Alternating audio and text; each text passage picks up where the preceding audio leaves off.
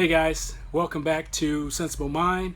I'm Dwayne Bethea, and so just wanted to do another video to elaborate on the whole concept of increasing your income by 25%. So just kind of hanging out today on the boat. As you can see, it's a nice day. Just kind of sitting back and get a little relaxation time in. I mean, you know, something that I enjoy doing, and I advise anybody that has some free time, you want to reward yourself and get some leisure in when you can, and don't really let anybody take that away from you. So just to get started here, we talk about improving yourself and improving your lifestyle by increasing your income by 25%. So what do I mean by that? Well, the whole thing is looking at getting a small property that you can live in and rent out the other unit to cover the housing costs. So in my market right now, you can find a 2 or 3 bedroom apartment for $1,000. So 1,000 times 12 is $12,000, and that's roughly 25% of a $50,000 job. So you don't get the money in your hand, of course. This is money that you're saving, which is just like getting it in your hand, because if you're paying rent right now, you're paying $1,000 a month in rent. You could be living in a 2-flat building that you purchase and charge your tenant the $1,000, which should cover the cost of that whole building, like $1,200, $1,000, something like that, depending on your market. It could be $1,300, $1,400, whatever. Bottom line is you're eliminating your housing costs. So I believe in eliminating housing and car note. So basically you don't have a car note or housing costs coming out of your earned income from your job. So for a lot of people, this makes a big difference in your life. This could be $1,200, $1,400, $1,500 when you include both of those. We're going to talk about the car notes a little bit later, but for this video I wanted to focus on the 2-flat model, which I think is a great model. And essentially, like I said, you want to find a property that can be covered. The cost of the property can be covered by having one tenant and having that one tenant, pay the rent. So the first step in all this, of course, is you want to get pre-qualified. So you want to find a community bank that will, pre-qualify you to borrow 100, 150, maybe 200,000, depending on where you live. And they should have a program that's a first-time buyer program that will allow you to put down 1 to 3% of the purchase price. Okay, so that will let you get into it with very little down, that you should save up $5,000, $6,000, and that will allow you to get pre-qualified.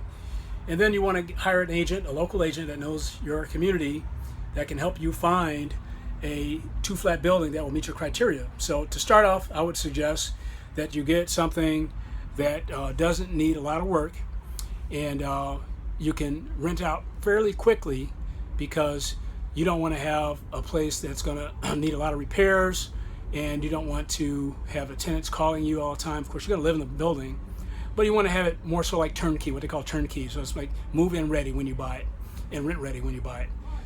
If that's not possible, maybe a little bit of work, but something that you could get down with a few tradesmen within a couple weeks. So I wouldn't suggest you do much more than that. Later we're going to do some videos, and I'm going to be talking about doing rehabs and doing some more sophisticated things with buildings that may need more work, or even larger buildings. But for the beginner, I would suggest doing a first-time home buyer program, 1 to 3% down, reasonable for your market, turnkey, and getting the rent to be $1,000, $1,200, $1,400, such that it will cover the entire cost of the building. That means PI, TI, which is principal, interest, taxes, and insurance. So it's all the costs, and including some maintenance. You may need to cut grass or snow removal, unless you want to take some of those things on yourself, which shouldn't be too much. You shouldn't be looking at much money beyond that. And so what this will do is give you more disposable income. So we're going to talk a lot more about disposable income and investing and what you're going to do with this, but basically you're going to start to be able to build a portfolio. Okay, even with small buildings you can do this. and it just takes a little bit of discipline. But to get started, some people work on this for 10, 15, 20 years, and they really never even get there, because you just get into this cycle where you're stuck living paycheck to paycheck, and just turns and turns and turns, and you just barely have enough money to get by. But doing this one simple strategy will really help you to get over that hump. So once you do this deal, you can eliminate your housing cost. And then, of course, like I said, we get into this car note deal. I don't believe in the car notes at all, especially when you're building. If you're well established and you lease a car, something like that, maybe for business, it might make sense. But I really believe in not having to make a payment on something that's going down in value. And that's what a car does, basically. It goes down in value. So once you eliminate that housing cost, it's really going to be a life changer for you. You're going to have $1,000, $1,200 left over, and most of that you probably want to save, but it also relieve you from your just day-to-day living if you're having that trouble right now. I mean, you'll probably have a few $100s left over that you can, save up, take a vacation with. Of course, you want to save some of the other money if you want to do this and go further. You could do that as well, but I think people should consider it even if they don't want to get into real estate. It's just having an additional unit. You can rent that unit out to a family member or a cousin or somebody that's reliable, or a reliable friend, and it'll just make your life a whole lot easier. So I just wanted to talk about that a little bit right now. Next video, I'm going to do a PowerPoint presentation to kind of give you more step-by-step how you can do this and make a life change for yourself. Like I said, 25% increase is a pretty big increase. And I think that you can walk into your job tomorrow if you make $50,000 and ask your boss to give you a $12,500 raise. It's going to be problematic. So we'll get into more of this. So I just wanted to do this short video, talk to you guys, and give you a little bit of motivation. So tune in for the next one where I'm really going to kind of break this down. And we'll see you next time. And thanks a lot for tuning in to Sensible Mind. See you next time.